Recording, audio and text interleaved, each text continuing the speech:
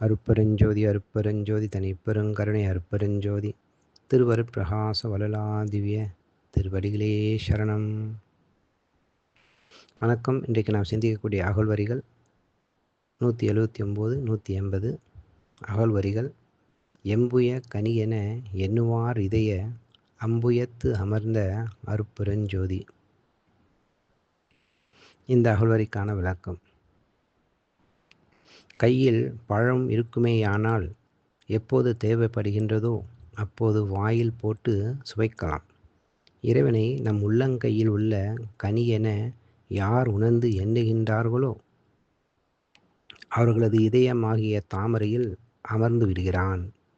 அவ்வாறு அமர்ந்துள்ள அருட்பெருஞ்சோதி ஆண்டவரே. குறிப்பு: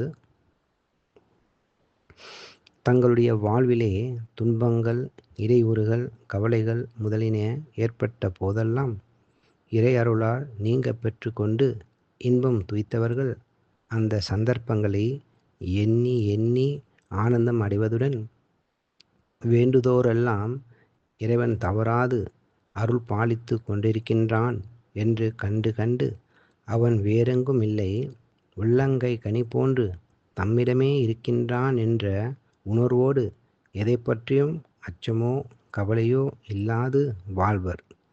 அன்னார் அனுபவம் இந்த வரியில் குறிக்கப்பட்டுள்ளது. நன்றி. அருட்பெருஞ்சோதி அருட்பெருஞ்சோதி தனிப்பெருங்கருணை அருட்பெருஞ்சோதி திருவருட்பிரகாச வளலாதிவ்ய திருவடிகளே சரணம். ராமலிங்க அபயம் ராமலிங்க அபயம் ராமலிங்கா அபயம் அபயம்.